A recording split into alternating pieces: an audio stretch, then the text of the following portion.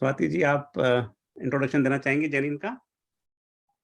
हाँ जी, मैं बिगिन कर देती हूँ। जय जिनेंद्र सभी को। Welcome to yet another series of session on basics of Jainism. And today we have Prashant ji taking the session. Prashant ji is one of the most revered members of the Jainin group, and it is our privilege that he is taking the session today. Very quickly about Jainin. It is a network of 600 plus professionals who are keen to incorporate core values of Jainism in their personal and professional lives. And it was founded with a view to ensure practical application of Jainism in our personal and professional life. And now I'll quickly introduce the speaker of the session today. First of all, thank you so much, Prashant ji, for taking the time out and taking this session. I know it got pushed a few times, and but you've made it and you are taking the session. So thank you so much for that.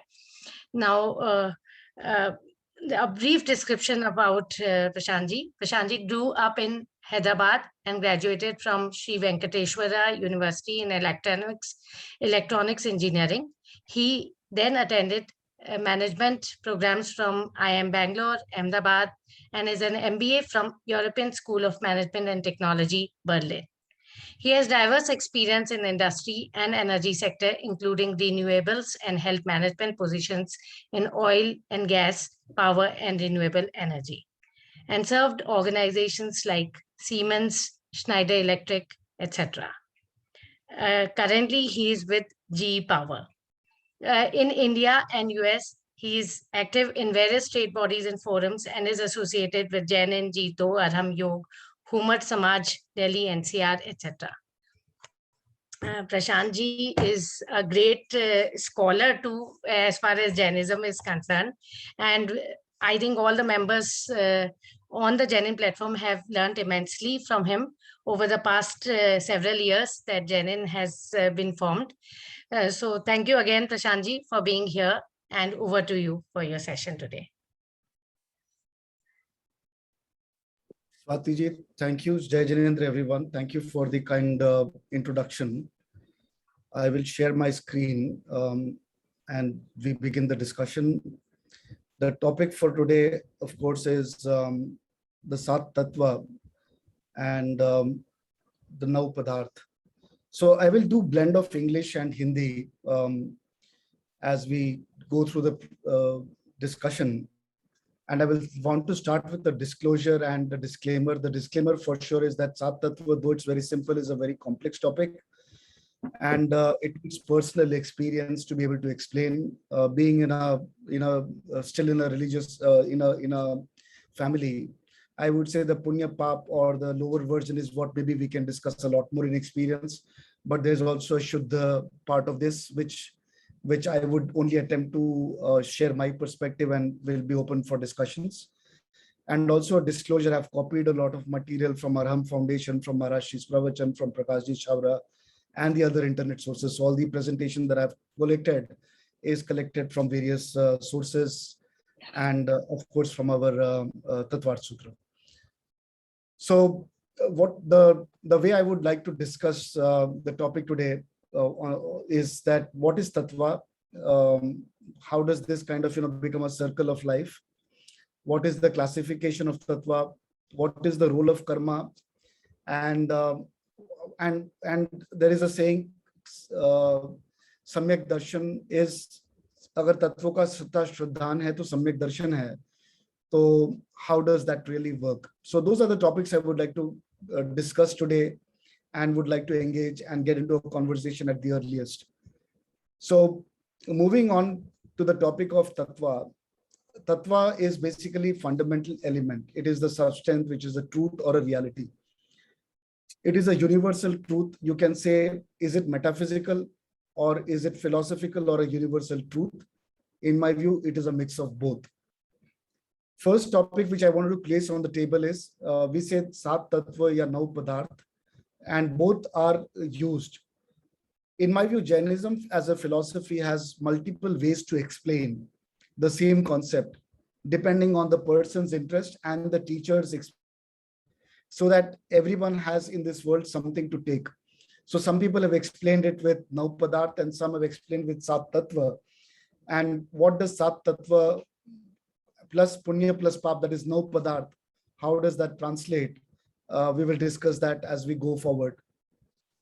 The life journey of any living being, any Jeev which is fundamental, the soul, any living being in the world, the life journey basically is addressed or covered by these fundamental elements, which is the Sat Tattva. It would be impossible for any life or any particle in this world which is not touched or not covered by this concept, which is such a simple concept, but a very comprehensive concept. So without much ado, then what is Sat Tattva? Tattvat Sutra chapter 1 verse 4 defines the Tattva, which says Jiva Jivasrav Ban Savar Nirjara Mokshas Tattvam. So this verse basically talks about Jeev, Ajeev, Asrav, Ban, Sarvar, Nirjara and Moksh as the Sat Tattva.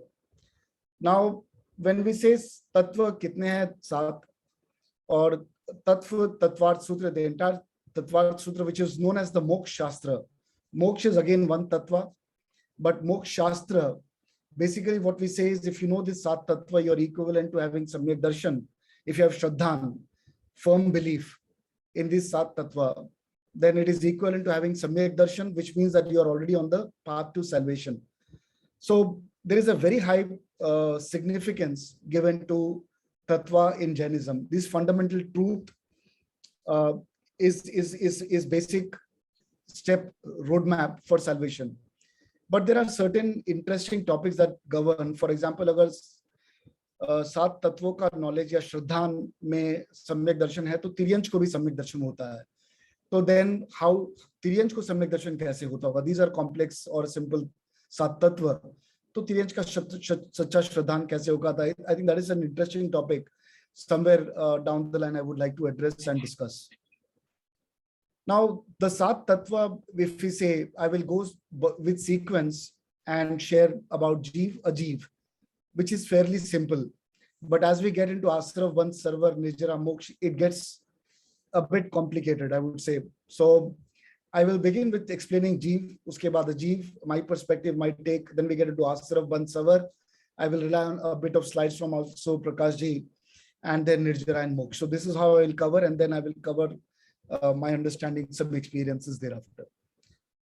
So Jeev mein basically we have Sansari Jeev and Mukta Jeev. And when we say Sansari Jeev, we have from Tras to Ek Indriya, Do Indriya, Teen Indriya, Char Indriya and Panchendriya. Then Panchendriya Saini. So that is the classification of Jeevs. If we say the 10 प्राण इस पंचेंद्रिय सैनी जीव में 10 प्राण होते हैं, that is the kind of variety. So जीव is found in 84 lakh योनि में जीव पाए जाते हैं. Then there is another category of जीव which is मुक्त जीव, and these are सिद्ध आत्मा and which are liberated soul. And if you look at the top, then it is also the मोक्ष तत्व. इन्होंने मोक्ष तत्व को प्राप्त कर लिया एक तरह से. So that's मुक्त जीव. So then जीव itself is a huge topic.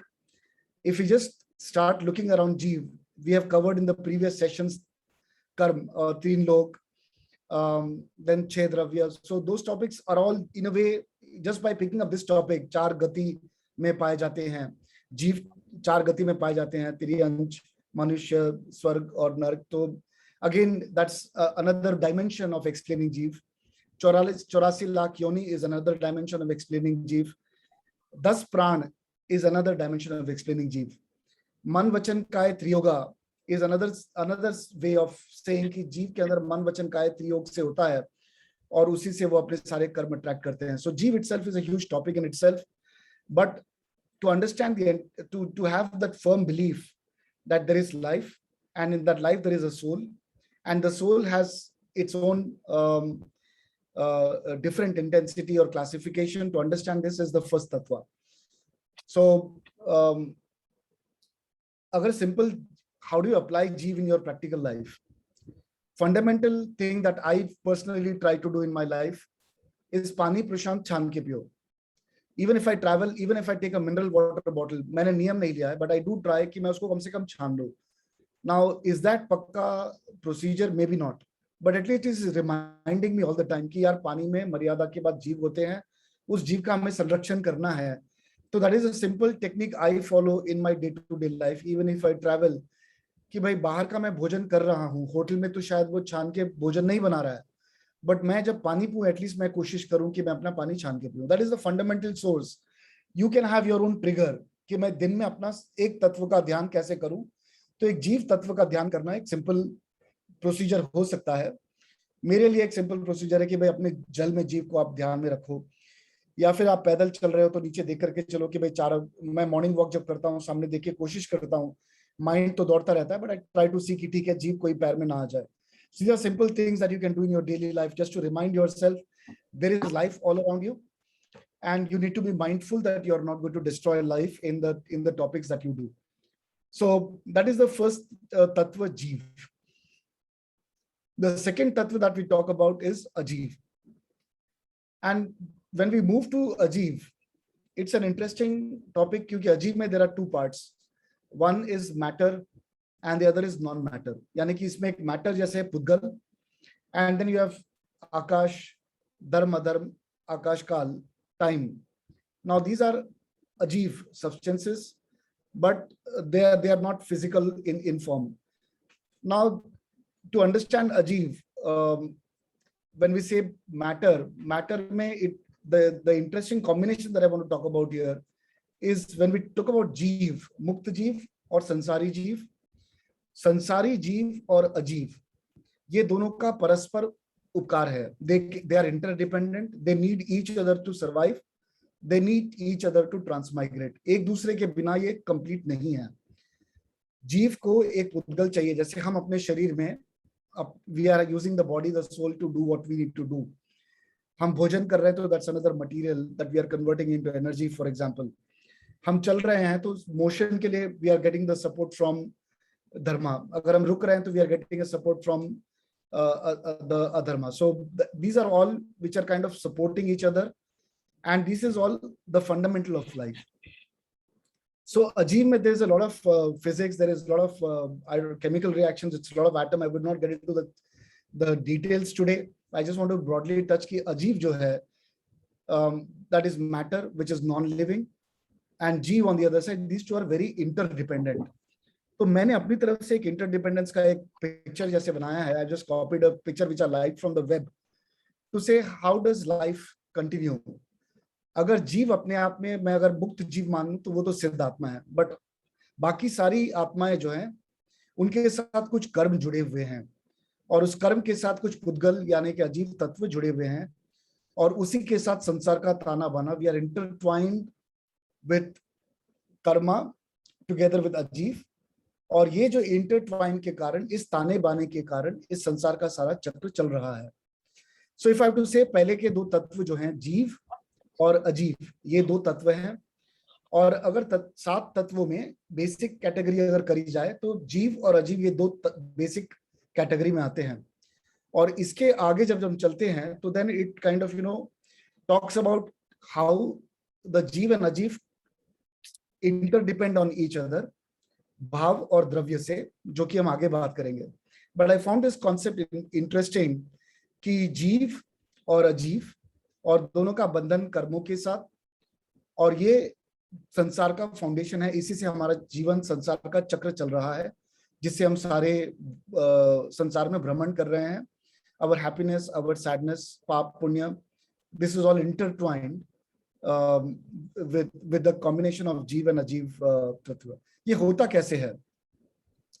ये होता ऐसा है कि this is where we have, if you look at जीव which is our soul, और अजीव which is our पुद्गल, material, matter, कर्म that we attract. तो जीव के पास जो है fundamentally if you have to classify, जीव के पास जो है वो भाव है, और जीव के विशेष जो है भाव हैं. भाव is the if I have to literally translate it to English, it's the feeling, it is the wish, it is the aspiration, it is the vision. तो भाव is the vision, that is the fundamental source. तो मैं अगर तो एक तरफ है भाव, तो that starts with भाव, and the moment you have the भाव, then the dravya which is ajiv, which is the karma, that gets attracted with respect to the bhav with jeev, and that kind of get intertwined. So द्रव्य क्षेत्र काल और भाव के अनुरूप जीव के साथ अजीव जो है आकर के परमाणु चिपक जाते हैं. That is the way these things work. So जीव में जो है वो भाव का विशेष है, और उसके ऊपर हम थोड़ा सा आगे we will dwell into that. One more interesting concept which I wanted to share here is कि जीव के हाथ में क्या है. So basically when कोई भाव अगर आते हैं तो उसमें पॉजिटिव या नेगेटिव, उसे हम कहें पुण्य या पाप, या पॉजिटिव या नेगेटिव, तो हम षटलेशिया भी पहले कवर कर चुके हैं. तो षटलेशिया में जो है जिस तरह के भाव से, जिस तरह से हम अंदर फील कर रहे हैं, एक्सपीरियंस कर रहे हैं, वो भी एक तरह का एक्सप्लेनेशन या डेफिनेशन है कि जीव के अंदर भाव का परिणमन कैसे होता है.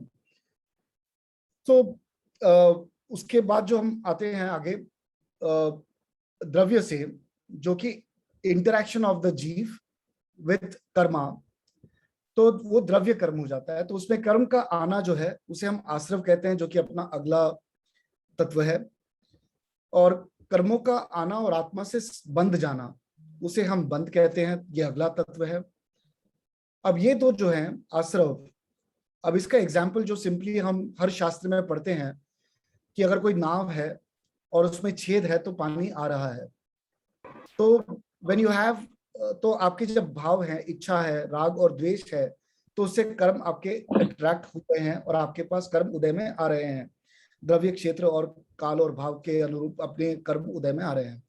तो कर्म का भी सेशन स्वाति ने लिया था पहले, so that you would have understood about details about कर्म. बट आश्रव इज सिंपली कि कर्म का आना और वो होल ओपन होना बोट के अंदर, और बोट के अंदर पानी आना. That's how we simply explain in most of the shastra कि भाई आश्रव कैसे होता है. अब इसको अगर नहीं प्रिवेंट करो तो नाव डूब जाती है, या यू स्टार्ट सिंकिंग, या फिर आप you will have a lot of burden of Karma, and therefore you will have a longer time to exhaust those karmas as you go forward, and therefore you are heavy and you have a long journey to cover. तो उसको अगर stop करना है तो बंद जो है, you will have to block the hole.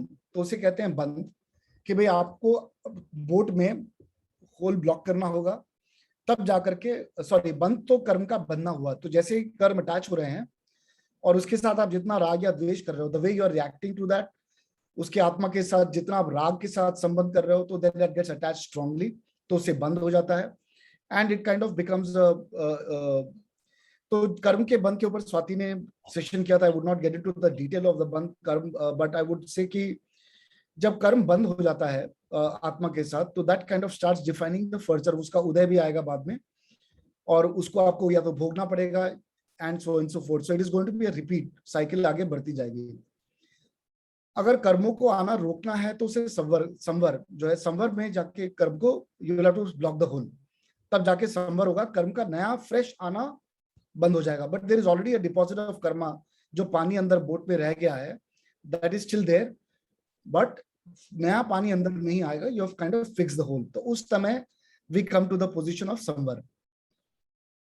और जब बाद में बोट को आपने ब्लॉक कर दिया होल को, उस पानी को आप निकालने लगोगे, तो then that is the process of nirjara, कि अब आप उसको खाली कर रहे हो, आप और एडिशनल नहीं ले रहे हो और खाली कर रहे हो. एंड फाइनली जब सारा पानी खाली हो जाता है और आप अपने डेस्टिनेशन पे पहुंचने लगते हो, तो then that is kind of called as moksha. तो इस तरह से एक्सप्लेन किया जाता है शास्त्रों में.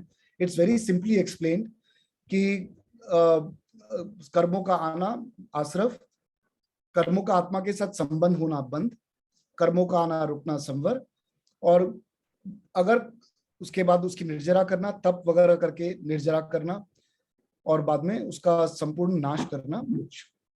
So that is the sequence of the 7 तत्व टू अचीव सैल्वेशन. तो इसका ऑब्जेक्टिव जो है, आत्मा जो जीव है उसका स्वभाव सुख है, बट जो भी कर्म उसके साथ आके चिपक जाते हैं और उसमें अगर राग और द्वेष होने लगता है, तो वो शरीर को तो सुख लगता है पर आत्मा को सुख नहीं लगता है. So that kind of starts creating misery in life. So basically आत्मा का सच्चा सुख अगर वापस चाहिए, तो सारे कर्मों से मुक्त होकर के सच्चे तत्व को और सच्चे श्रद्धान को अपनाना जरूरी है. So that is the fundamental objective in understanding the तत्व and understanding the process of karma. अब हम भाव के ऊपर थोड़ा सा फोकस करें तो अब इसमें बेसिकली दो कैटेगरी है, शुभ और अशुभ भाव, जिसमें कि आश्रव और बंध होता है। यानी कि या तो शुभ भाव से आश्रव हो रहा है कि भाई मैंने अगर कोई मंदिर जाने का भाव किया या दान करने का भाव किया या कुछ संयम करके कोई जीव पे करुणा करी, तो उन भाव के कारण से जो कर्म का आश्रव होगा उसे शुभ आश्रव कहा जाएगा। और उस शुभ अशुभ भावों का बने रहना जो है उस आत्मा के साथ जुड़ने से बंद हो जाएगा। और जब वो नीचे की कैटेगरी में जो आता है शुद्ध भाव, जैसे शुद्ध भाव जो है, शुद्ध भावों की उत्पत्ति संवर, जब संवर की उत्पत्ति होगी शुद्ध भाव की, उसी स्टेप से क्लासिफिकेशन शुरू होता है। तो शुभ अशुभ भाव, इसमें हम सभी जीव जो नॉर्मल संसार में भ्रमण कर रहे हैं, सभी प्रकार के जीव शुभ अशुभ भावों में द मैग्नीट्यूड पूरी कवर हो जाती है।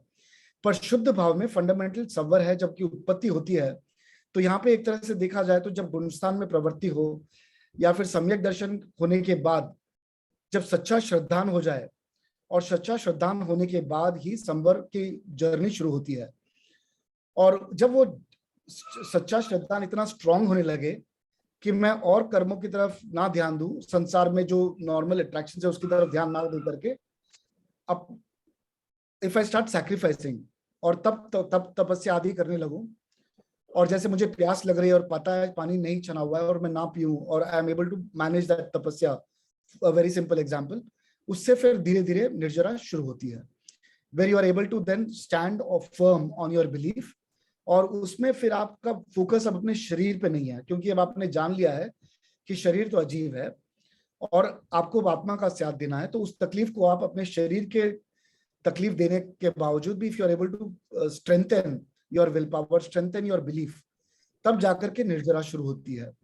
और जब सारी निर्जरा कर्मों की हो जाती है, पूर्णता जब होती है, तो देन यू अचीव मोक्ष। तो ये वाला जो है concept, if you have to divide in two classes, एक है शुभ अशुभ भाव यानी कि पुण्य और पाप की प्रवृत्ति, जो कि हम नॉर्मली हर संसारी जीव करता है। और जैसे ही हमारे पास सम्यक दर्शन की वृत्ति होने लगती है, और उसके बाद जब शुद्ध भाव में जब हम होते हैं, उसके बाद से संवर, निर्जरा और मोक्ष शुरू हो जाता है। नाउ मैंने शुरू में एक्सप्लेन किया कि how do we see this intertwine between atma के साथ कर्मों का जुड़ना। तो ऊपर अगर आप देखिए क्लासिफिकेशन में, तो जीव और अजीव, और उसके बाद आश्रव, बंध, संवर, निर्जरा और मोक्ष। तो जीव अजीव तो संसारी सभी जीव, आश्रव, बंध, संवर, और आश्रव भी सभी जीव का होता है, बंध भी सभी जीव का होता है। पर संवर से जो है शुद्ध भाव शुरू होते हैं, निर्जरा और मोक्ष। तो यहाँ पे अगर हम देखें तो इसको एक और तरह से जो प्रणमय सागर जी महाराज ने समझाया है कि जैसे क्रोध जो है वो नेगेटिव इमोशन है, और आत्मा का जो प्योर इमोशन है क्षमा। तो क्रोध के अभाव से क्षमा प्रकट होती है। तो आपको क्षमा, एक तरह से हम मैनेजमेंट में कहते हैं fake it till you make it, पर जब अंदर से क्रोध खत्म हो जाए, समाप्त हो जाए, तो क्षमा एक नेचर है जो अपने आप बाहर निकल आता है। तो या तो आप अब आज की तारीख में फॉलो करो कि ठीक है मुझे क्षमा प्रैक्टिस करनी है, तब तक मेरे अंदर तक क्षमा ना चली जाए, that can be another method of doing it. But normally we say कि दोनों ऑपोजिट है। जब क्षमा दब जाए पूरी तरह, क्रोध दब जाए पूरी तरह से, तो क्षमा उभर के आती है। उसी तरह से आत्मा में जब पुण्य और पाप का आश्रव होता है, जब संवर लगता है, तब जाकर के हम शुद्ध भाव की तरफ आगे बढ़ते हैं। तो संवर लगने के बाद ही हम देखते हैं कि बंध निर्जरा की तरफ बदल जाता है। तो 10:55. It's showing a 35-minute drive. So. Yep. ये म्यूट पे चले जाए। या सो इस तरह से जो है, जो स्वभाव है सोल का, नेचुरल जो बिलीफ है, जो नेचुरल बिहेवियर है, उसे अनफोल्ड करते हैं। तो ये सब आत्मा की क्वालिटीज हैं जो कि क्षमा और उसको प्रकट करना है। तो the other method is to say कि अपने क्रोध, मान, माया, लोभ जो कषाय रूप भाव हैं, उसका जब दबना हो जाए, तब जाकर के, या फिर दूसरा तरीका यह है कि सच्चा सम्यक दर्शन और तत्वार्थ पे सच्चा श्रद्धान हो जाए, देव शास्त्र गुरु पे पूर्ण श्रद्धा हो जाए, तब भी जो है उसके बाद से संवर और निर्जरा और मोक्ष की जर्नी शुरू हो जाती है। बट उसके लिए जो है निश्चय धर्म का पालना जरूरी है। Once you have to commit to the path, it can not be an experiment. Experimentation stage जब तक है तब तक ऊपर की साइकिल चलती रहेगी, पर एक बार आपने उस पाथ पे कमिट कर दिया तो कमिटमेंट के बाद संवर, निर्जरा और मोक्ष का रास्ता शुरू होता है। तो यहाँ पे एक तरह से देखा जाए तो हम संसार के 3 पाथ एक्सप्लेन करते हैं जैनिज्म में। पहला है मिथ्या मार्ग। मिथ्या मार्ग में जीव जो है हमेशा it is just focusing on personal satisfaction of the bodily happiness, short term happiness. उसमें आत्मा का और कोई दूसरा लॉजिक ही नहीं है। इट इज सेल्फिश, अपने पर्सनल डिजायर को फुलफिल करने के लिए दैट जीव will destroy anything and everything in life. तो वो एक है मिथ्या मार्ग। उस मिथ्या मार्ग में you will never be able to come to the second और the third level of journey. उसमें संसार का जीव जो है हमेशा भ्रमण करता रहेगा। It will keep pursuing it's physical worldly desires and will travel the entire heaven and hell, but he will continue to pursue the power, greed, राग, द्वेष, उसमें परिणमन करता रहेगा। सो पहला हो गया मिथ्या मार्ग। दूसरा है व्यवहार मार्ग। व्यवहार मार्ग में जब श्रद्धान होने लगता है कि हाँ ये सही है, मैं ये तत्व समझ तो रहा हूं पर अब मुझ में उतनी शक्ति नहीं है, मैं फिर भी अभी थोड़ा सा वीक हूं, मुझे उतना कॉन्फिडेंस नहीं है अपने कर्मों में, अपनी आत्मा में, अपनी श्रद्धा में, या फिर मेरा अभी भी मोहनीय कर्म का उदय चल रहा है कि I am not able to commit to a full path, but I know this is right, मुझे किसी दिन करना है।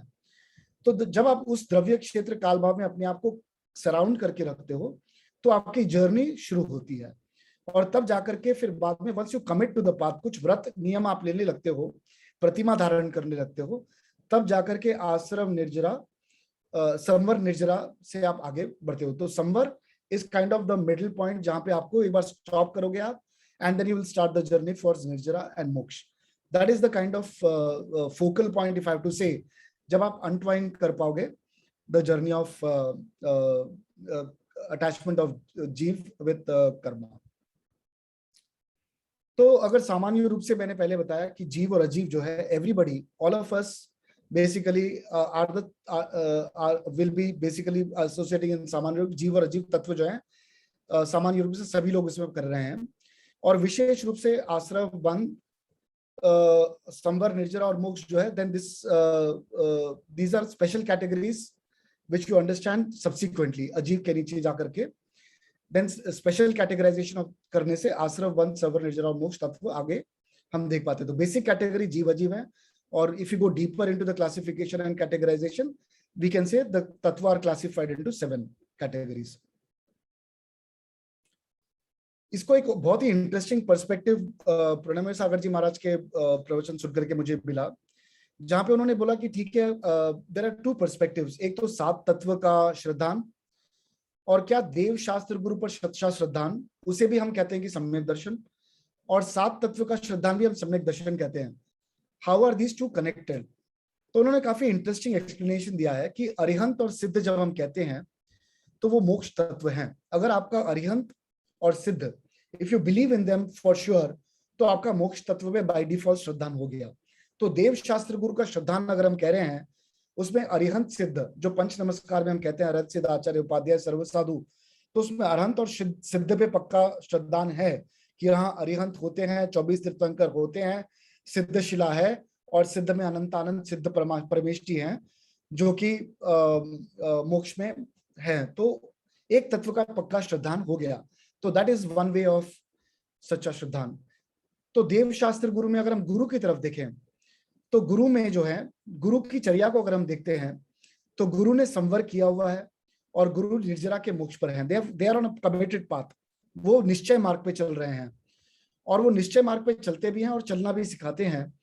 और अगर आप उनके ऊपर श्रद्धा कर रहे हो, आप उनके ऊपर बिलीव कर रहे हो, उनकी टीचिंग्स को फॉलो कर रहे हो, या तो कुंद आचार्य से लेकर के आज आचार्य गुरुवर विद्यासागर जी महाराज, या any Guru who has committed himself, जो कि 100% कमिटमेंट से इस रूट को फॉलो कर रहे हैं, उन्होंने अपना संवर और अपनी निर्जरा को अपनी लाइफ में ऑलरेडी इंक्लूड कर लिया है। और इन पे श्रद्धान करने से एक तरह से आपका संवर और निर्जरा, ये 2 तत्वों पर पक्का श्रद्धान हो गया।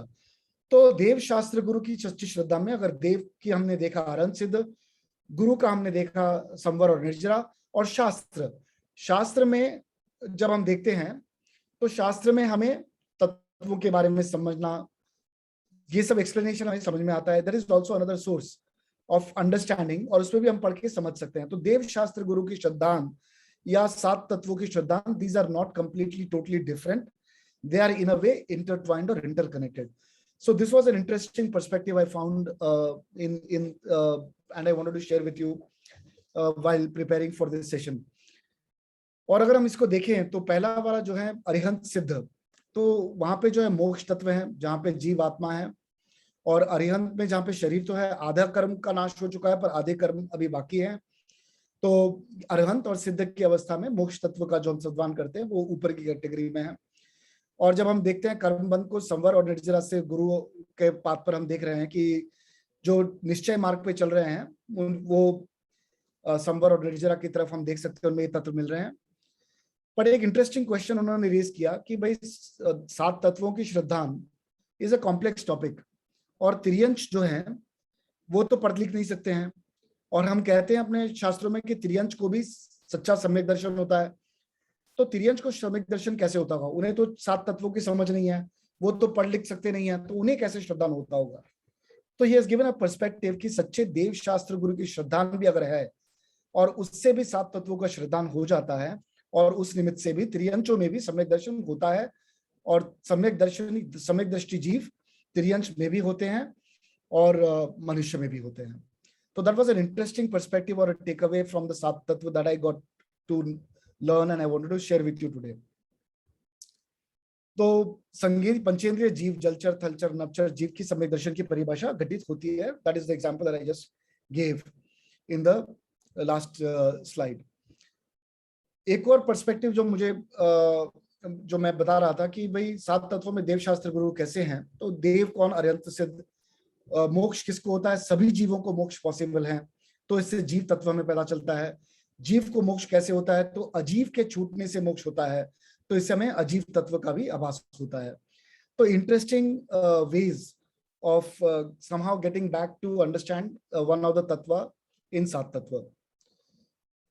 तो one thing which I wanted to kind of retreat is कि जीव और अजीव के तालमेल से, ताने बाने से जो है संसार का जो जर्नी है, journey of life and death, ये परपेचुअल लाइफ है, वो सर्कल चलता रहता है, और जब तक कि कर्म से अटैच्ड है. तो हमने त्रिलोक का नक्शा तो देखा ही होगा. तो इसमें अगर हम देखते हैं तो जो जीव भ्रमण कर रहे हैं स्वर्ग में, मध्यलोक में और नीचे के लोक में, नरक में, ये सभी जो हैं they are all in a journey with an intertwining of karma with अजीव और जीव. और पाप और पुण्य अगर हम इसमें जोड़ते हैं तो बेसिकली पुण्य और पाप, इनके आश्रव से, इनके उदय से ये लाइफ का journey, it's like a snake and ladder.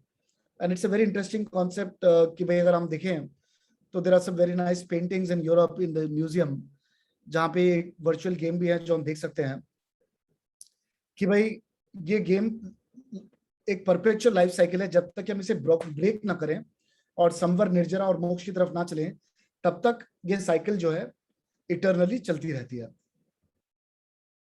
So if I have to summarize, एक तरह से देखा जाए तो 7 tattva is a topic that kind of also translates to punya and paap. तो हम कह रहे हैं 7 तत्व और पुण्य और पाप से 9 द्रव्य हो गए. अगर हम गुण स्थान में भी अगर डिवाइड करें तो निचले वाले गुण स्थान जो है, जब तक कि सम्यक दर्शन नहीं होता है तब तक नीचे वाले तत्वों का ताना बाना चलता है, और उसके ऊपर के श्रद्धान में आप शुद्ध और भाव उस पे चले जाते हैं. तो एक तरह से इफ यू हैव टू से अनदर डायमेंशन इज गुणस्थान. और 84 लाख योनि में जो जीव भ्रमण कर रहे हैं उनका जो अजीव के साथ है, तो basically 7 tattva is a very is a topic that can actually intertwine with any other topic that we consider in Jainism. So इनको समझने का, इनको सच्चा श्रद्धान करने का एक जर्नी भी बहुत लंबा जर्नी है. और बीइंग संसार में रहते हुए राग द्वेष में फंसे रह करके पुण्य और पाप हम इजीली समझ पाते हैं, पर संवर निर्जरा उसके लिए हमें ज्यादा मेहनत करनी पड़ेगी. तो these were some of my thoughts which I wanted to share with you today. And with that, uncle मैं बहुत ज्यादा अपना कवर कर नहीं पाया, तो वाईकेजन अंकल और कमल अंकल की और मैं सरेंडर करना चाहूंगा आगे के डिस्कशन के लिए. But how do we in our personal and professional life manage this cycle? So I wanted to give one example from my personal life. जब मैं there are several times in my life, I think when I have got through certain crises, how did I react in those crises and how did that help me? तो मैं एक example आपको दूंगा. जब मैं Covid में hospitalise था और काफी मेरी सिचुएशन खराब थी, उस टाइम पे जब मैं हॉस्पिटल में अपने आसपास लोगों को देख रहा था तो कुछ लोग बहुत तड़प रहे थे, बहुत तकलीफ में थे और बहुत ज्यादा आकुलता भी कर रहे थे. इतने बुरे परिणाम थे. कुछ लोग आईसीयू की तरफ जा रहे थे पर गाली गलौज कर रहे थे. They were not able to really deal with the situation. उस समय मुझे लगा कि मैं कितना ग्रेटफुल हूं कि मेरे मन में कहीं ना कहीं एक फीलिंग है कि जो भी है मेरे कर्म का उदय के कारण मैं यहाँ पे हूँ. इन सबके साथ भी मेरा कोई ना कोई कनेक्शन रहा हुआ जो मैं इनके साथ इस कमरे में हूँ. और उन्हें देख करके मुझे लगा कि कितना जैन धर्म ने संभाल के रखा है कि एटलीस्ट मेरे परिणाम नहीं बिगड़ रहे हैं. तकलीफ में मैं भी हूँ, तकलीफ में ये भी है, तकलीफ में हम सब कॉमन है, पर उस तकलीफ के साथ डील करने के लिए शायद इनके पास वो टूल्स नहीं है जो हमारे पास है.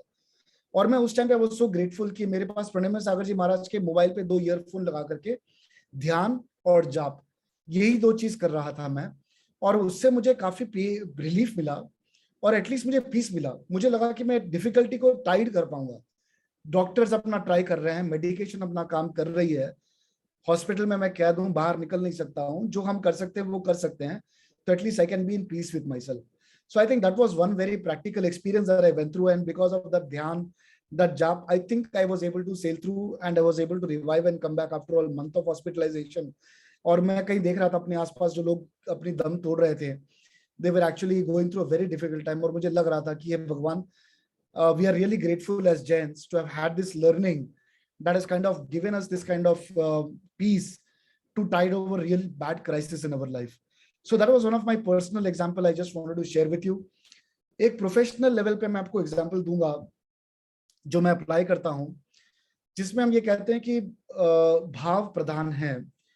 तो भाव प्रधान में जो if you have that in your vision that look परस्पर उपग्रह जीवानाम, ये 7 तत्व हैं. सभी जीव अपने कुछ पर्सनल ड्राइव के लिए आए हैं, कोई पैसे, कोई अपनी अपनी इच्छा के लिए इस जगह पे वर्क पे इकट्ठा हुआ है. Can we all jointly create a vision which is good for me, it is good for the business and it is good for the society? ऐसा एक विजन और एक ऐसा एक भाव जब आप लेके जाते हैं ऑफिस में, तो ऐसा करने से मुझे लगता है कि पॉलिटिक्स जो है उससे हम वर्क में दूर हो जाते हैं. तो I have found this very valuable कि जब भी मैं ऐसे भाव लेकर के अपनी डिस्कशन में जाता हूँ, मीटिंग में जाता हूँ, तो जो पॉलिटिकल कैरेक्टर्स भी होते हैं जो दूसरों के साथ वर्क में कोऑपरेट नहीं करते हैं, I have found that they were very cooperative with me और मैं उनके साथ अपने सारे काम कर पाया हूँ और प्रोफेशनल चैलेंजेस को भी मैं टाइड ओवर कर पाया हूँ. तो इसी के कारण मैं कर पाया हूँ. तो concretely to give you example,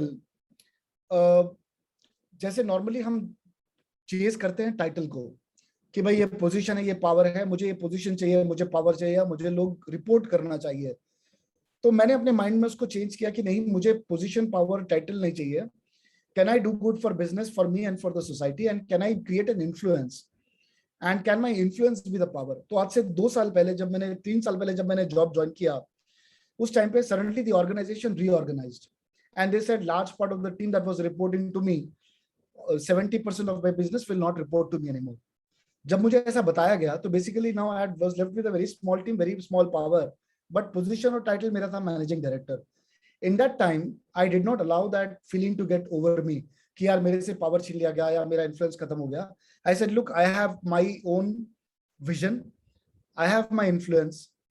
If I am able to do something good for me, for the business and for the society, अगर वो मुझे रिपोर्ट नहीं भी करते हैं तो क्या वो मेरे साथ काम करेंगे? और when I continue to work with that, I was able to tide through the crisis and 2-3 बार ऑर्गेनाइजेशन और चेंज हुआ. बट आज की तारीख में now the entire organization is again under me.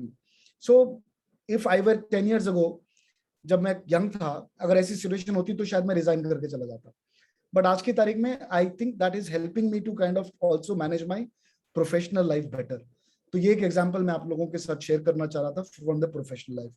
So with that I would like to conclude my monologue and I would like to get into a discussion from here on. Thank you everybody. Jai Jinendra. Thank you so much, Prashant Bhaiya. Great session and heart-touching examples, both personal and professional. I can relate very much to the professional example. The personal example was really an insight into how you would have felt in the hospital room. So definitely means that was really heart touching. Thank you so much for sharing that your personal examples. Now I'll request YK uncle and Kamal uncle to share their thoughts on this topic. दोनों का नाम ले देती हो तो फिर दोनों confuse होते हैं, कौन स्टार्ट करे? पहले जिसका नाम लिया उसको पहले स्टार्ट करना है। चलिए, गुड। प्रशांत को बहुत दिनों बाद मैं देख रहा हूँ और बहुत तत्व की बातें प्रशांत ने बताई, और इसका एक्सप्लेनेशन मैं बाद में लूंगा कि इतने दिनों से ये दिखा क्यों नहीं, वो मैं पर्सनली इससे फोन पर बात करूंगा। खैर, बहुत अच्छा बताया, पूरा तत्व का ही श्रद्धांत था। ये पानी छानने वाला जो इनका प्रैक्टिकल एग्जाम्पल था वो मैंने नोट किया, क्योंकि मैं भी वही करता हूँ। एक छोटी सी छन्ना रखता हूँ पास में, और इवन मुझे बोतल का भी पानी पीना पड़े तो, और ये प्रॉपर, जैसा प्रशांत ने कहा, ये प्रॉपर तरीका नहीं है छानने का जो हमारे आगम ने, गुरुओं ने बताया है। लेकिन क्षमा सागर जी महाराज कहते थे कि छन्ना कपड़े का नहीं होता, भावों का होता है। तो जब मैं छोटा सा भी छन्ना यूज करता हूँ तो मेरे भावों में तो जीवों को बचाने का भाव आ गया ना, मेरा पर्पस तो सर्व हो गया ना। तो ये बहुत अच्छा है, और बड़ा छोटी सी चीज है। एक रिंग फॉर्म में मैंने एक छन्नी सी रखी हुई है, मेरे उसमें रहती है सूटकेस में, और जब भी पानी पीता हूँ मैं उसे छान लेता हूँ, तो मेरे भाव बचाव के हो जाते हैं। ऐसे ही बिलछनी, जब मैं सुबह पानी पीने जाता हूँ तो उसमें जहाँ जो भी सोर्स है पानी का, उसमें थोड़ी सी छन्ने को धो के डाल देता हूँ। अब कितने बचते हैं, क्या होता है, वो मुझे नहीं पता, पर ये मालूम है कि मेरे भाव में बिलछनी आ गई, और जीवों के एग्जिस्टेंस का एक विश्वास मेरे अंदर पक्का हो गया। और ये तय है कि जो जितने छोटे छोटे जीवों की एग्जिस्टेंस को एक्सेप्ट करेगा, जो दिखाई नहीं देते, वही धर्म में विश्वास उसका उतना उतना बढ़ता चला जाएगा।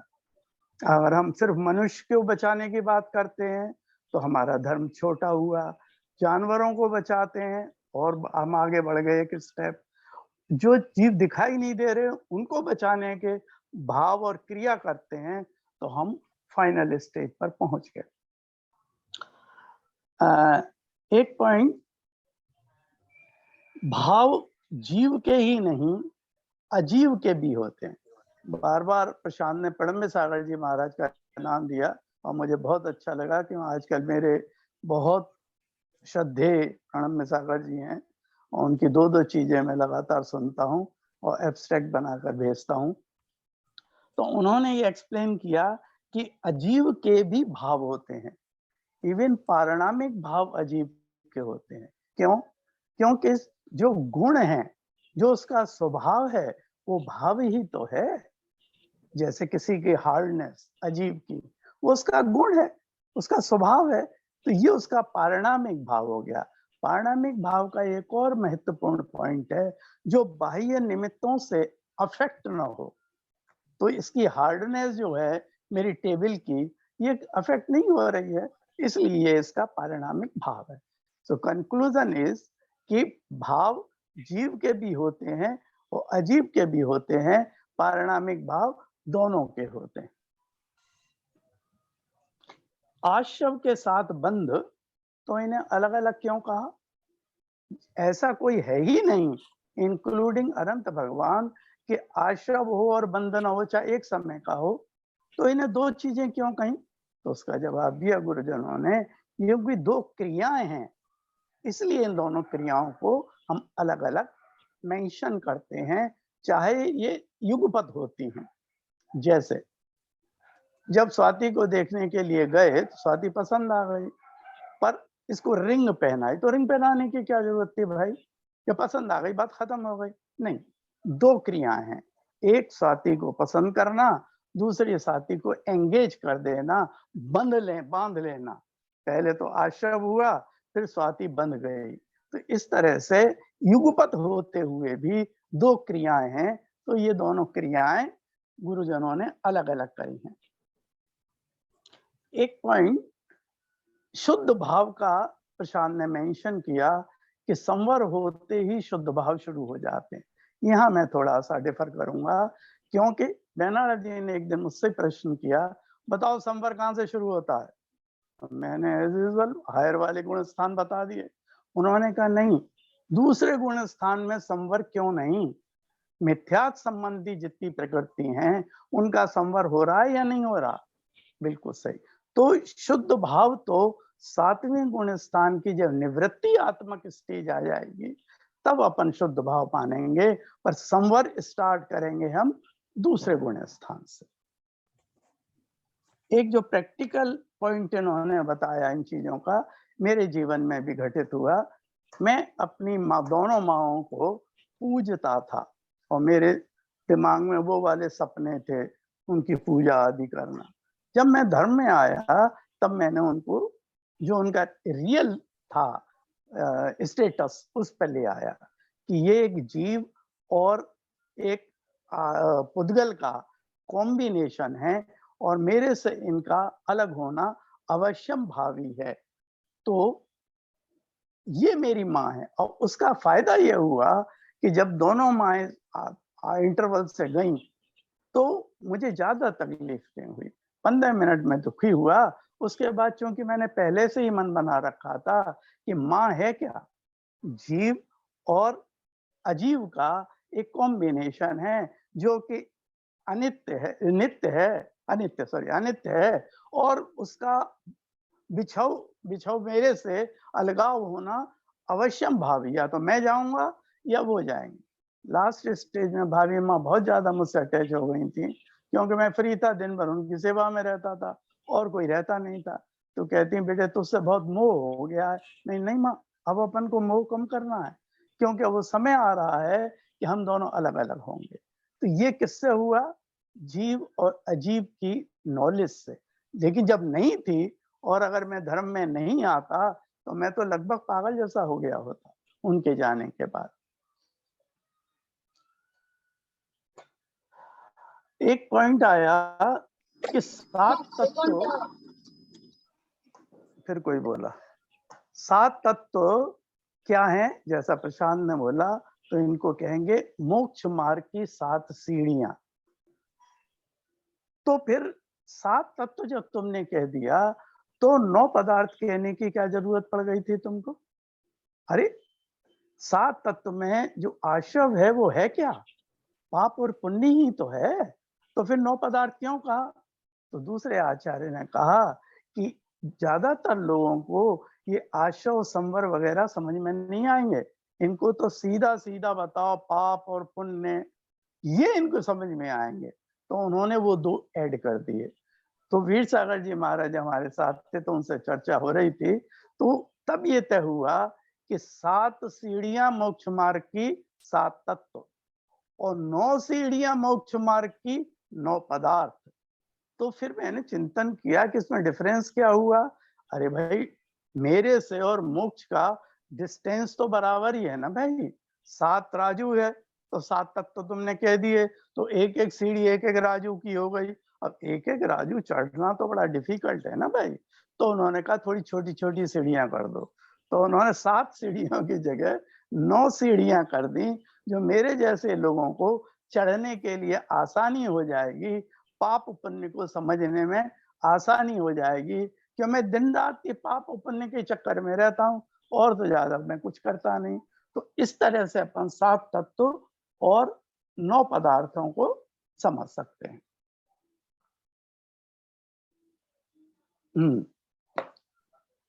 एक एग्जाम, हाँ, इसकी परिभाषा मैंने शायद थोड़ा लेट ज्वाइन किया था।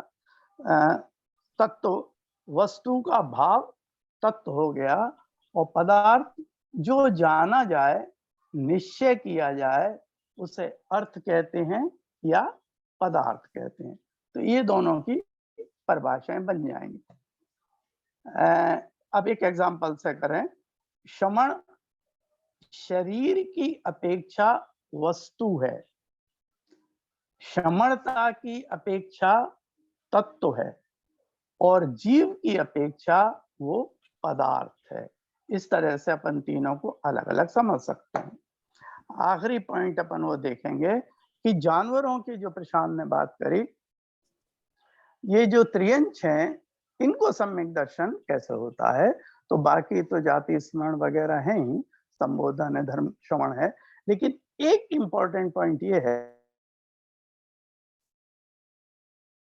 कि वो चलते फिरते मुनिराज को, दिगंबर मुनि को जब देखते हैं या मानस्तंभ आदि में जब प्रतिमाओं को देखते हैं, तो उनके मन में एक भाव आता है, यही है सच्चा रास्ता, यही है सच्चा स्वरूप, और उससे उनको सम्यक दर्शन हो जाता है।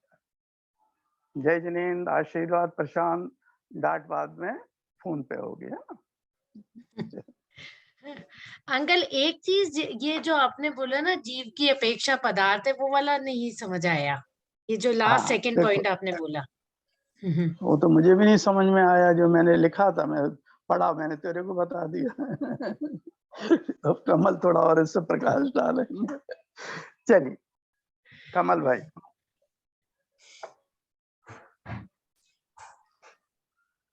आप म्यूट पे हैं अंकल। ये हमेशा ही म्यूट पे रहते हैं। कमल अंकल आप, हाँ जी। इनकी बहुत कम बोलने की आदत है, इसलिए म्यूट पे रहते हैं। नहीं, जो आसपास में रहते हैं उनकी राय कुछ और ही है। तो मैं प्रशांत को बधाई देना चाहूँगा कि उन्होंने बहुत अच्छी प्रस्तुति की, और बाद में जो उन्होंने अपने व्यक्तिगत अनुभव हम लोगों के साथ साझा किए, वो उसकी तो यानी दैट वाज द क्लाइमैक्स, वो उसका पराकाष्ठा थी उनकी प्रस्तुति की। और उससे हमें एक बार फिर से ये रिइंफोर्स हुआ हमारा जो विश्वास है कि जैन धर्म के सिद्धांतों से जो हमारा परिचय हुआ है, उससे हमारे आध्यात्मिक और प्रोफेशनल, व्यावहारिक हमारे जीवन में कितनी एक स्थिरता आती है, कितना संतुलन आता है, और कष्टों को झेलने की क्षमता हमारी कितनी बढ़ती है, और हमारी प्रभावोत्पादकता भी बढ़ती है। तो ये हमारा सौभाग्य है कि हमें ये विरासत मिली है, और इसको बनाए रखना और इसको आगे बढ़ाना, ये हमारा एक कर्तव्य हो जाता है। तो ये इसका बहुत अच्छा एक लर्निंग हम सब लोगों के लिए उनके प्रेजेंटेशन से आई। एक दो चीज़ें मैं ज़्यादा कहने का स्कोप नहीं रह गया है, क्योंकि योगेंद्र जी ने सब जितने इसके थोड़े ऑब्सक्योर पॉइंट से उनको सबको एलिसिडेट कर दिया है। एक तो मैं कुछ शब्दों के बारे में बात करना चाहूँगा कि तत्व का अर्थ क्या होता है। तत्व बना है, जैसे कि आप देख सकते हैं, तत् से बना है। तत्, तत् का मतलब होता है जो, वह। तो और इसमें जो ये उपसर्ग लगता है, जिससे वह लगाते हैं, तो उसका मतलब ये हो जाता है कि उसका एसेंस क्या है। तो दैटनेस अगर आप कह सकते हैं उसको, इट इज नॉट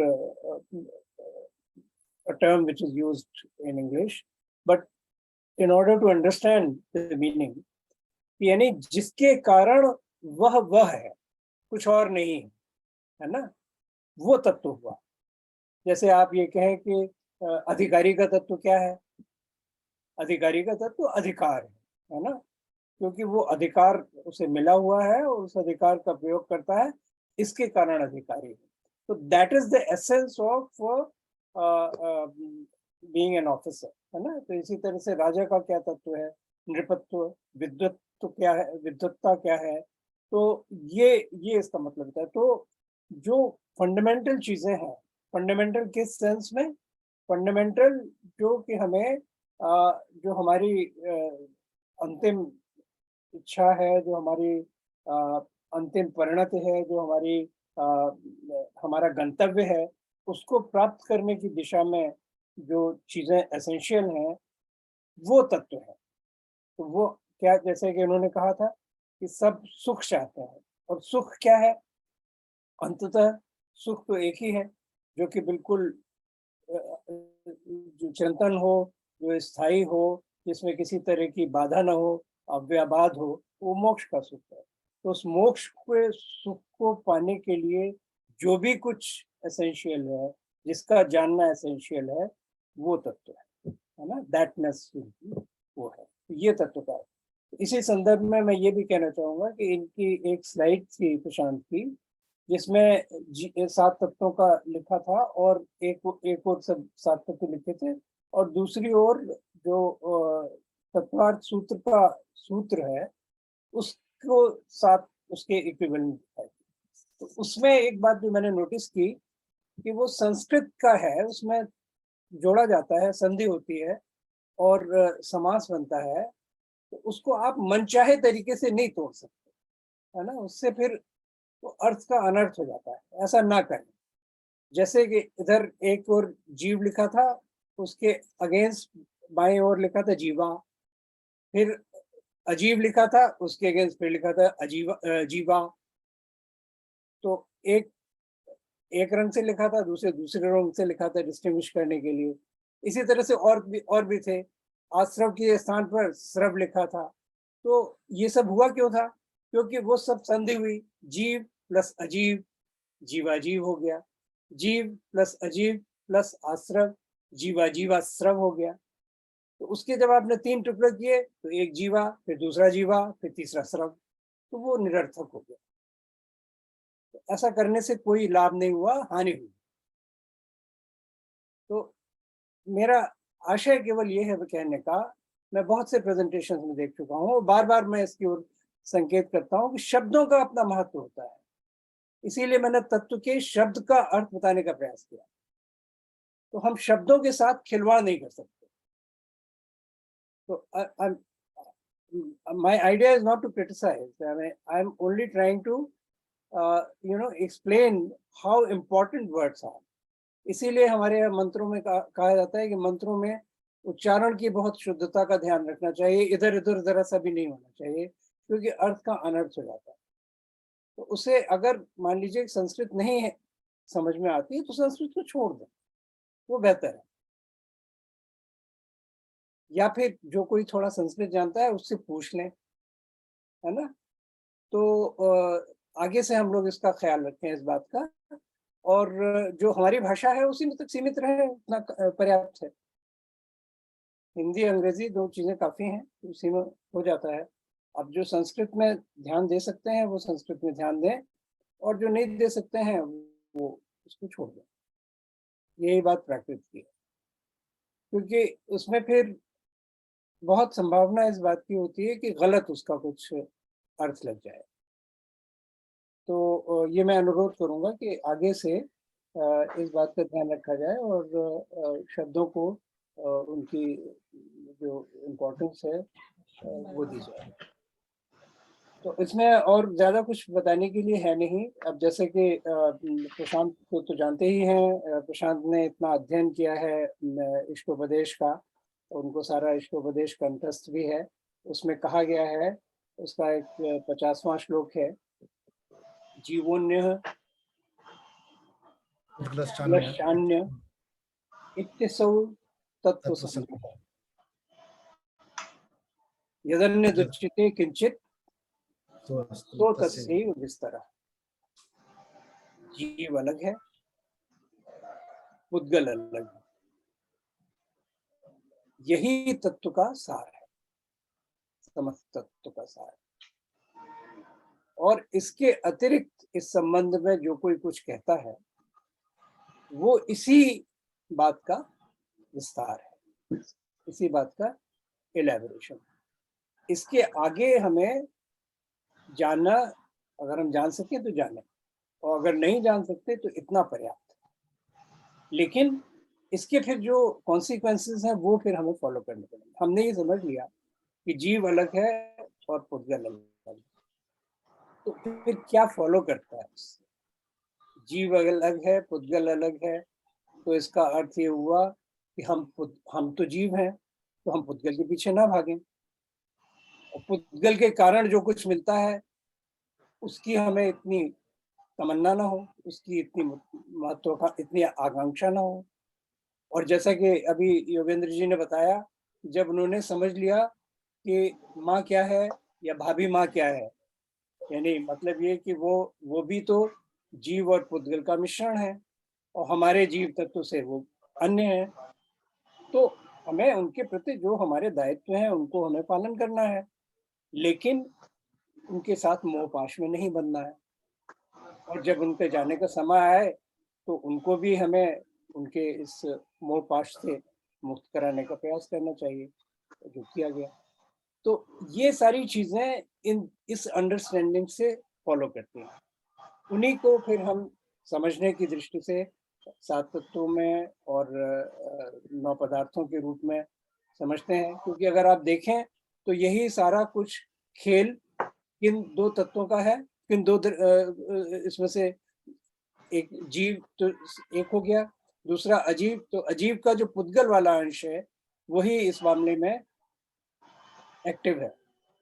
तो अगर और शेष तो सारे जो अजीव हैं वो उदासीन द्रव्य हैं, वो सिर्फ सहायता करते हैं, कोई चलने में सहायता करता है, कोई रुकने में सहायता करता है, कोई जगह देता है, और कोई परिणमन का सपोर्ट करता है।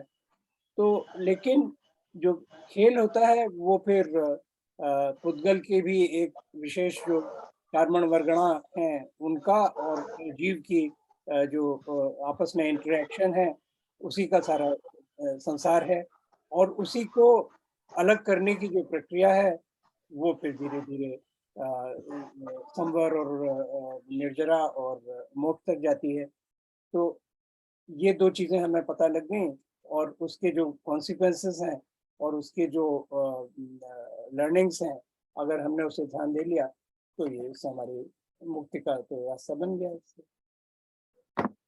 यही मुझे कहना था। जय जिनेंद्र, सुशील फूफा जी, जो सुशील जी साबरिया जो हैं वो भी हमारे साथ हैं, वही पार्श्वनाथ से उन्होंने ज्वाइन किया है। वो भी काफी स्वाध्याय करते हैं और कराते हैं। सो सुशील जी, आप अगर कुछ कहना चाहेंगे तो।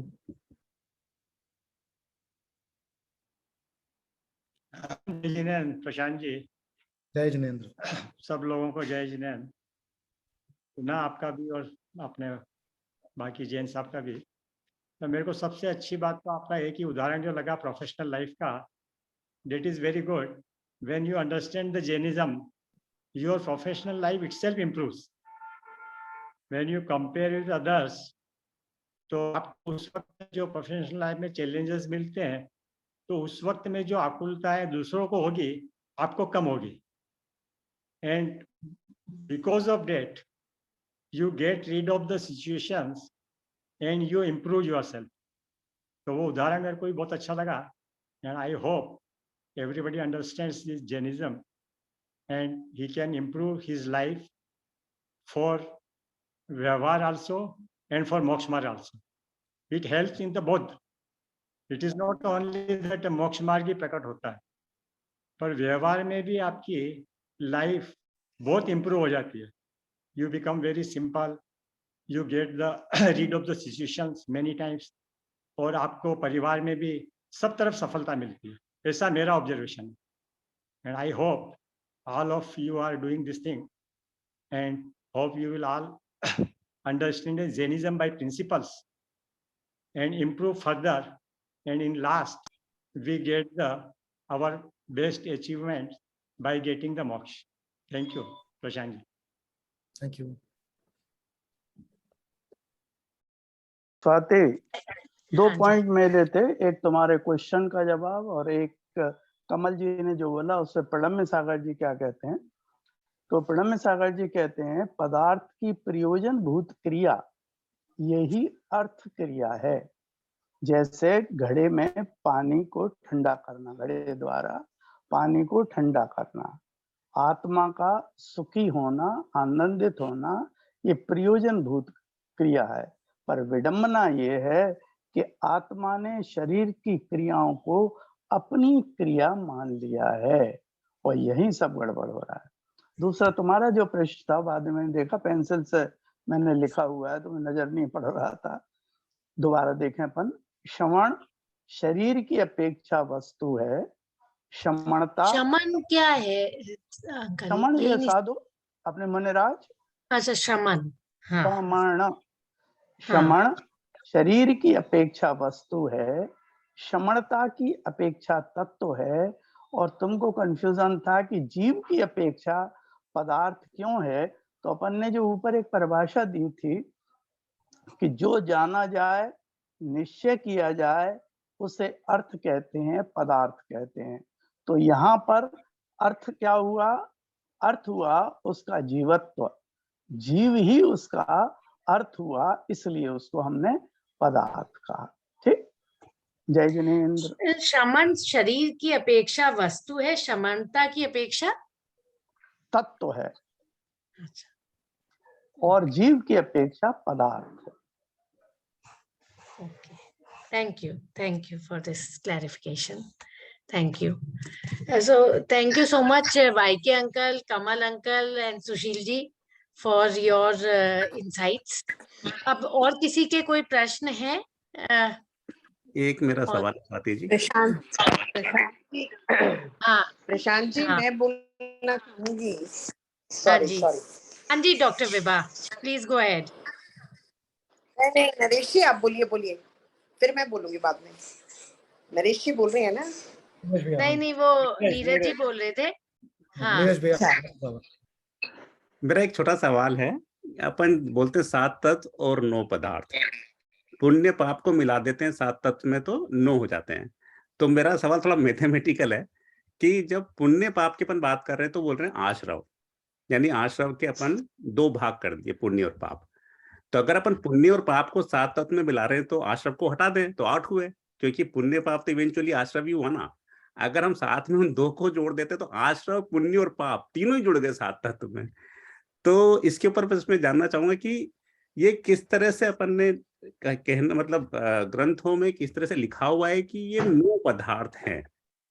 ये मेरा छोटा सा सवाल है। बेसिक नीरज, जो बेसिक सिद्धांत चलते हैं 7 तत्व के, उनको अपन डिस्टर्ब नहीं करना चाहते, है ना। एडिशन समझने के लिए उसमें पाप पुण्य डाल दिए तो ओरिजिनल जो 7 तत्व हैं वो 7 ही रहेंगे, वरना 6 तत्व हो जाएंगे और फिर तमाम कंफ्यूजन क्रिएट होंगे। इसके लिए संवर तो है ही, पर संवर है क्या, इसके लिए पाप पुण्य उन्होंने अलग से ऐड कर दिए। तो ये सिंप्लीफाई कर दिया। और अगर तुम्हारा गणित लगा लेते तो 7 तत्व 6 तत्व हो जाते और फिर ये 2 मिलके 8 हो जाते, और तुम्हारा जैसा मैथमेटिशियन तो समझ जाता, पर जिसने मैथमेटिक्स नहीं लिया उसे बड़ी डिफिकल्टी होती, आर्ट साइड वालों को, है ना। अंकल मेरा पॉइंट वो नहीं है कि उसको निकाल दो, वो 7 तत्व हम देखिए वो उसको तुम तो नहीं निकाल ही रहे हो कि जब पाप पुण्य डाल दिया तो उसको संभव निकाल दो। तो मैं कह रहा हूँ 8 पदार्थ मैं बोल दो और 7 तत्व बोल दो, मैं ये बोल रहा हूँ। निकालने से कंफ्यूजन बहुत हो जाता है, ये कह रहा हूँ। वैसे इस तरह का आपको बहुत सारे इसके उदाहरण मिलेंगे। अब जैसे कि प्रत्यय हैं, 5 प्रत्यय हैं, तो उसमें आप देखिए कि प्रमाद भी है और कषाय भी है, और प्रमाद के अंदर कषाय भी है। तो ऐसा ये इसका इसी तरह से समझना चाहिए कि ये सारा समझाने के लिए। तो जिस प्रकार के शिष्य होते हैं उसी प्रकार समझाते हैं गुरु। तो कुछ लोग बहुत जल्दी समझ जाते हैं, संकेत में समझ जाते हैं, उनके लिए अलग तरीका होता है। कुछ लोग ज्यादा विस्तार से समझते हैं, उन्हें ज्यादा इलैबोरेट करनी। कुछ लोगों के लिए रेपिटेशन बहुत जरूरी है, तो ये रेपिटेशन भी किया जाता है। बहुत सी जगह आप देखेंगे कि रिपीट हो रही है वो चीज। तो आपका जैसा जो बिल्कुल बाइनरी लॉजिक लगाएगा वो उसको तो ये सॉफ्टवेयर प्रोग्रामिंग नहीं है। नहीं, ठीक है। बस एक छोटा सा सवाल है, इनको जो हाँ सॉरी नीरज भाई, इसमें क्या है ना कि पुण्य और पाप भी देखिए अगर आप, तो मेरा मानना है कि आश्रव और बंध दोनों में ही है पुण्य और पाप। पुण्य बंध भी होता है और पाप का भी बंध होता है। उसके अलावा पुण्य पापानुपुण्य पुण्यानुपाप अगर हम जोड़ दें तो वो टॉपिक बाय इटसेल्फ फिर फैलने लग जाता है। तो मुझे लगता है 7 तत्व और पुण्य और पाप एक तरह से जो है बन गया तो बन गया, बट 7 तत्व में भी सब कुछ समा सकता है, और it's just defining the elephant differently for different audience. Correct. नहीं उसमें नहीं, पर आप अगर पदार्थ की डेफिनेशन पे जाए ना तब आपके समझ में आ जाएगा। पदार्थ की डेफिनेशन में ये है कि जो जानने योग्य है ना, मोक्ष मार्ग में बढ़ने के लिए जो जानने योग्य है, तो पुण्य भी जानने के लिए आवश्यक है और पाप भी जानने के लिए आवश्यक है। उस हिसाब से प्रशांत, पदार्थ हो गया, है ना? Yeah. तो वो तत्व भी सुशील जी। जानना आवश्यक है और ये भी जानना आवश्यक है। अंकल सुशील जी, आपने मेरे मन का सवाल पढ़ लिया। मेरा सवाल यही था कि पदार्थ की परिभाषा क्या है, और आपने वो पहले ही दे दी। हाँ, धन्यवाद। तो नहीं वो योगेंद्र जी ने शुरू में दी थी, हाँ, पदार्थ की परिभाषा दी थी ना, कि उसको अर्थ या पदार्थ कहते हैं। तो वो वही बात है, ये जानना, मोक्ष मार्ग में आगे बढ़ने के लिए जानना जो जरूरी है वो पदार्थ है। सुशील जी कुछ कह रहे थे? मैं ये बोलना था कि इसमें आश्रय के 2 भेद इसलिए किए हैं कि बहुत बार हमको पुण्य में बहुत ज्यादा अच्छापन लगता है, तो पुण्य और पाप दोनों ही आश्रव के कारण है और दोनों ही छोड़ने योग्य है। इसलिए आश्रव के भेद करके और आचार्य परमेश्वर ने वो समझाया। हमेशा जी में देखो ना, पुण्य पाप अधिकार अलग से दिया इसीलिए, क्योंकि हमारी आसक्ति पुण्य के प्रति रहती है और पाप के प्रति तो हर आदमी छोड़ना चाहता है, पुण्य के प्रति आसक्ति रहती है। तो वहां पर कि दोनों ही एक चीज है, दोनों ही एक आश्रव के ही भेद है और दोनों आश्रव है, उसको मुख्यता करने के लिए उसको अलग से बताया गया, ऐसा मेरा मानना है। जी बहुत बहुत धन्यवाद। पाप को छोड़ना तो जरूरी है और पुण्य को छोड़ना जरूरी जिस स्टेज पे होता है, अभी तक वहां जाने के लिए बहुत दूर लंबा सफर करना है। पर मान्यता में अभी तो हमारे लिए पुण्य छोड़ना अनुपयुक्त होगा, अभी तो रादर एसेंशियल है। हाँ, अभी तो पुण्य की प्रवृत्ति ही करना हमारे भले के लिए आवश्यक है। नहीं, ये मान्यता के पुण्य की प्रवृत्ति करना भले योग्य है, वही छोड़ने के लिए दोनों को एक साथ किया है। नहीं, ये वो मान्यता जब छोड़ना होगा ना, वो जब छोड़ना होगा तो तब आपके शरीर पर कपड़े नहीं रहेंगे। नहीं कमल जी, पुण्य को छोड़ने की बात नहीं कही जा रही है। पुण्य में मान्यता रखना कि पुण्य करने योग्य है, मान्यता छोड़नी है। अंततः तो वो छोड़ना पड़ेगा ना, हाँ। उसको छोड़ना पड़ेगा, ये लेकिन मान्यता रादर छूट सभी जाएगा। प्रवृत्तियां छोड़नी पड़ेगी, तब अयोग केवली बनना पड़ेगा, सब छोड़ना पड़ेगा। हाँ, अंदर मान्यता में श्रद्धा, योग भी छोड़ना श्रद्धा पड़ेगा। श्रद्धा में ये बात अभी से आनी चाहिए कि हाँ, पुण्य भी बिल्कुल, मेरे इसमें श्रद्धा- नहीं है, श्रद्धा की बात हो रही है। श्रद्धान में तो कोई हाँ, संदेह नहीं। बिल्कुल रादर इसलिए सुशील जी ऐसा समझे, पुण्य बुरा नहीं हाँ। है, पुण्य का फल बुरा है जो हम भोग रहे हैं। और हमारी बिल्कुल सही। विडंबना यही है कि पुण्य के फल को तो हम भोगते हैं, अच्छा मानते हैं, और पुण्य को बांधने में हम कहते हैं भैया ऐसे मत पुण्य का बांधो। फल भी बुरा नहीं है, मैं तो ये कहूंगा कि पुण्य का फल भी बुरा नहीं है, पुण्य के फल की लालसा या पुण्य के फल में हाँ, लिप्त होना लालसा वो करना। बुरा है। पुण्य का फल तो ये अच्छा है, ज्यादा सही है। पुण्य का कमल फल जी, तो अच्छा है। कमल जी, पुण्य का फल अच्छा है तो पुण्य का फल संसार है या मोक्ष है? नहीं, पुण्य का फल अच्छा है, पुण्य का फल अच्छा है। अगर पुण्य का फल नहीं होता, पुण्य फला अरहंता क्यों कहा जाता? पुण्य फला अरहंता, चलो उसको डिस्कशन में नहीं जाएंगे तो अच्छा है, पर उसका पुण्य अगर अच्छा है तो फिर पुण्य खत्म करने के लिए क्यों कहा गया? नहीं, अभी नहीं कहा गया है ना, स्टेज पे कहा जाता है, हर एक स्टेज की बात होती है ना। हमारे अब अगर कोई किंडरगार्टन में है तो उसको एमए की किताब तो नहीं पढ़ाई जा सकती ना। और मान्यता में तो उसको डालना पड़ेगा हाँ, ना, मान्यता फिर में तो है, आप तो हाँ। समझिए ना, पर मान्यता को क्वालिफाई करने की आवश्यकता है कि किस स्टेज के लिए कौन सी चीज है, वो दैट यू शुड वो बराबर understand. It has to be a nuance knowledge, मेरा ये मानना है, मेरा ये मानना है कि अनुकूल परिस्थिति में सभी धर्म आरामी से कर सकते हैं, प्रतिकूल परिस्थिति में ही परीक्षा होती है। तो प्रतिकूल परिस्थिति जब आती है तो धर्म की सही परीक्षा तो तभी होती है। अनुकूल परिस्थिति में धर्म की परिभाषा करना थोड़ा सा इजी रहता है। तो एक तरह से अनुकूल परिस्थिति पुण्य के उदय से आती है, तो अनुकूल परिस्थिति में धर्म करना थोड़ा सा इजी रहता है, प्रतिकूल परिस्थिति में धर्म करना मुश्किल रहता है। हाँ, पर उस और वक्त दूसरा पॉइंट एक और सुशील भाई, हाँ सर, आखिरी समय तक अयोग केवली के 85 कर्म प्रकृतियां रहती हैं, उसमें ज्यादातर पुण्य प्रकृतियां होती हैं, उनका सुंदर शरीर, उनका संस्थान आदि, ये सब किससे है? पुण्य से है। 85 आउट ऑफ 148, आप देखिए कितनी बड़ी चीज है ना? सही बात और आखिरी 2 चरम में उनकी ये समाप्त होती है, एंड तक उनका साथ देती है। बराबर है। परंतु वाइके अंकल, उसमें उनको उनकी इच्छा नहीं है पुण्य बांधने की। इच्छा तो उनकी किसी की नहीं है, पर मैं कह रहा हूँ विभा बहन, मैं ये कह रहा हूँ कि how important it is in moksha marg. No, I am not saying. नहीं, मैं एक मिनट बहन, हाँ। मेरा पॉइंट ये है कि मोक्ष मार्ग में ये चीजें कितनी इंपॉर्टेंट हैं। आपका संस्थान कैसे मिलेगा? आपका वज्र विषभ नारा संस्थान कैसे मिला? पुण्य से मिला। तमाम सारी चीजें जो मोक्ष मार्ग में आपको हेल्पफुल हैं, वो पुण्य से मिलती हैं। और आप अगर अभी बांधेंगे नहीं तो वो मिलेंगे कैसे? तो मुझे लगता है आप कि बिल्कुल ठीक कह रहे हैं, नॉर्मल आप केवली ठीक है कह और रहे हैं कि कीर्तनकर पुण्य से मिलेगा, परंतु उसमें क्या होगा? पुण्य की इच्छा नहीं है। उसमें क्या है कि जब आप मोक्ष मार्ग पे अपने आप चल रहे हैं, तो पुण्य तो आपका अपने साथ उसमें चल रहा है, उसमें पाप नहीं चल रहा, वो तो अपने आप आ रहा है, उसमें आपकी इच्छा नहीं है। तो जहां आपने शुद्ध भाव करने शुरू किए, आपका जो पर्पस है वो मोक्ष मार्ग का है, तो मोक्ष मार्ग में पुण्य अपने आप बंध रहा है। करेक्ट, आप देखिएगा, परंतु पुण्य का लक्ष्य करके पुण्य बांधना, वो फिर धर्म मार्ग नहीं रहेगा, ये तो वो कोई नहीं फिर कह रहा ना। आपका संसार मार्ग हो गया, वो फिर संसार मार्ग हो जाएगा। तो हमारा लक्ष्य नहीं है पुण्य बांधने का। लक्ष्य की बात ही नहीं हो रही बहन, बात ये second हो it. रही है कि पुण्य को छोड़ना है या पुण्य छूट जाता है, और पुण्य का मोक्ष मार्ग में इम्पोर्टेंस कितनी है। ये 2 पॉइंट पे मैं स्ट्रेस करना चाह रहा। That's all. वैसे ही पुण्य को बांधना है, पुण्य बंध जाता है। हाँ जी, ये दोनों बहुत बड़ी फर्क है।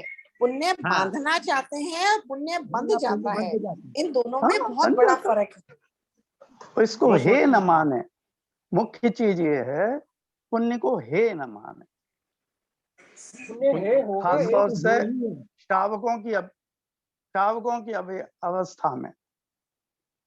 हम तो अब साहब, हम मोक्ष मार्ग की मान्यता की बात कर रहे हैं, अपेक्षा बाद में लगाएंगे। पहले मान्यता में, सिद्धांत में क्या है वो अपने को पहले सोचना है। इसमें तो किसी ने संदेह, इसमें किसे संदेह है? किसी ने संदेह नहीं इस पे व्यक्त किया ना। बिल्कुल बिल्कुल। किसने संदेह व्यक्त किया इस पे? एक जो प्रशांत जी ने अपना एग्जाम्पल दिया, दैट इज टू गुड। तो उससे पता चलता है, जो सबसे पहला सेंटेंस आता है कि जैन धर्म जीने की कला सिखा देता है, तो वो प्रशांत जी ने सब पहला एग्जाम्पल जो अपनी लाइफ का दिया कि देखिए उनको जीने की कला आ गई, तभी इतनी सारा प्रॉब्लम आते हुए भी वो उस सिचुएशन में जी पाए, और मतलब बगैर बंद तो नहीं कह सकती, मिनिमाइज बंद के साथ जी पाए। तो ये तो बिल्कुल कहने में, और मतलब प्रैक्टिकल उन्होंने अप्लाई किया, तो यही सब चीज सबसे बढ़िया है कि मतलब मैं जीवात्मा हूँ और जो कर्म का उदय आ रहा है वो आ रहा है, तो उन्होंने उस समय उस कर्म के उदय को अपने से अलग महसूस किया, तभी वो इतने शांत प्रवृत्ति से आगे चल पाए। तो बस यही तो उन्होंने लाइव एग्जाम्पल देके बताया, जो मेरे को सबसे ज्यादा इम्प्रेसिव लगा कि जो हम पढ़ते हैं 7 तत्व 9 पदार्थ, तो इन्हें अगर हम प्रैक्टिकली अप्लाई करें तो जीवन अलग ही तरह का हो जाता है हमारा। वो प्रोफेशनल लाइफ वाला भी एग्जांपल बहुत एप्ट था, बहुत अच्छा था। उसमें मेरे को इतना लॉजिकल लगता है, और हम सबके ऊपर आता है। शुरू में लोग शायद एक दफा कहते हैं बुद्धू है, परंतु धीरे धीरे लोगों को भी समझ आता है। जब मैंने किसी के प्रति पॉलिटिक्स में नहीं आई, तो हर जना धीरे धीरे उन भावों पे डिपेंड करता है कि ये कभी भी एक को प्रेफर नहीं करती हैं, दूसरे को प्रेफर नहीं करती हैं, and she is always balanced और ही इज ऑलवेज बैलेंस्ड। तो वो अपने आप इतना सुंदर रूपक आता है प्रोफेशनल लाइफ में कि मतलब ये मेरा अपना एक्सपीरियंस कहता है कि उससे अच्छा रूपक नहीं आता। तो जैन धर्म तो हमें जीने की कला सिखा देता है, चाहे वो प्रोफेशनल लाइफ है चाहे वो पर्सनल लाइफ है। जो इन्होंने एग्जाम्पल दिया, दैट्स रियली टू गुड, और दैट इज वेरी लॉजिकल कि जहां पॉलिटिक्स में नहीं गए, politics, what is politics, that you are preferring one as compare to the other whether it's correct or not, तो वो तो है ही नहीं, जैन धर्म से बहुत दूर है। तो इसलिए हमें सक्सेस तो मिलनी ही मिलनी है, जो प्रशांत जी ने बताया, तो बहुत ही सुंदर लगा, बहुत ही सुंदर लगा। और अगर हम अपनी अपनी प्रोफेशनल लाइफ में देखें तो ये हमें आगे जिता देता है। जैन धर्म के प्रिंसिपल्स फॉलो करें तो हम जीत जाते हैं, थोड़े दिन बाद रियलाइज होता है, बट जीत तो जाते हैं डेफिनेटली। तो प्रशांत जी बहुत बहुत बधाई हो आपको।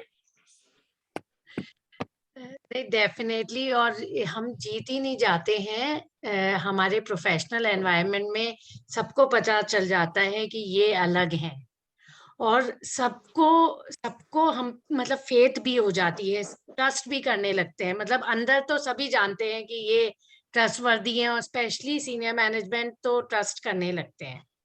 तो ये मैंने देखा है कि if we follow that, we become very means we are indeed we become very valuable for the organization। मतलब परफॉर्मेंस एक जगह है और एक लॉयल्टी है, और लॉयल्टी के सामने परफॉर्मेंस सेकेंडरी है when it comes to organization।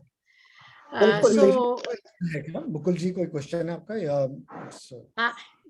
हाँ, एक मिनट मुकुल जी, उससे पहले मैं रिक्वेस्ट करूंगी, कोई भी नए हैं और जेनिन ग्रुप में ऐड होना चाहते हैं और तो आप नंबर दे दीजिए, ये मैसेज में आप टाइप कर दीजिए या अलग से नंबर बता दीजिएगा, वील ऐड यू इन जेनिन ग्रुप।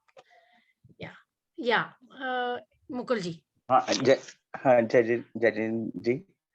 जैसे कि योगेंद्र अंकल ने बताया था कि इस तरीके से संवर दूसरे गुण स्थान वर्ती से भी स्टार्ट हो जाता है। तो मेरे को ये पूछना था, जैसे मुनि महाराज होते हैं 28 गुण धारण करते हैं, तो उनको संवर तक तो पहुंचते होंगे ऑब्वियसली। निर्जरा तो जैसे बताया था कमल अंकल ने कि वो 6ठे 7वें गुण स्थान से ही स्टार्ट होते हैं, तो इस काल में तो होगा नहीं। मैं ये पूछना था, जैसे माता जी हैं हमारी, तो क्या वो संवर तक पहुंच पाते हैं या नहीं पहुंच पाती हैं? माता जी हो गई या आर्य, बताया ना, दूसरे गुण स्थान से संवर शुरू हो गया। और निर्जरा की जहाँ बात है, जब सम्यक दर्शन होता है तो तब तो असंख्यात गुणी निर्जरा होती है ना एक साथ।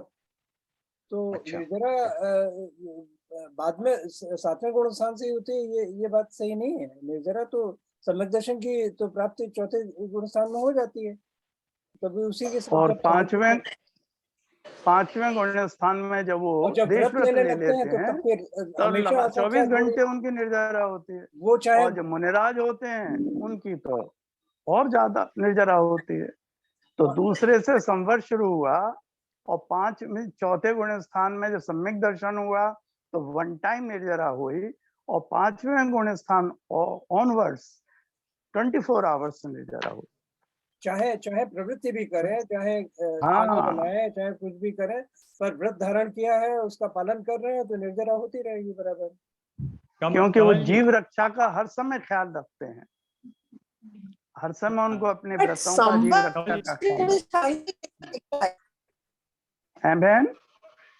देखो कमल, दूसरे गुण स्थान से संवर हम किस अपेक्षा बात कर रहे हैं? हाँ बहन, मिथ्यात पहले गुण स्थान में, मैं बता दूं तो दूसरे गुण स्थान में क्या मिथ्यात संबंधी प्रकृतियों का बंध होगा?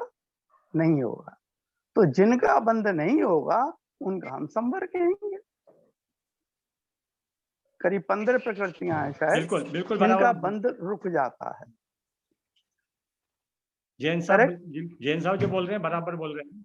4थे गुण स्थान से जब जीव गिरता है दूसरे गुण स्थान में आता है, तो वहां पर उसका सम्यक तो कायम है, केवल अनंतानुमति का उदय आया है।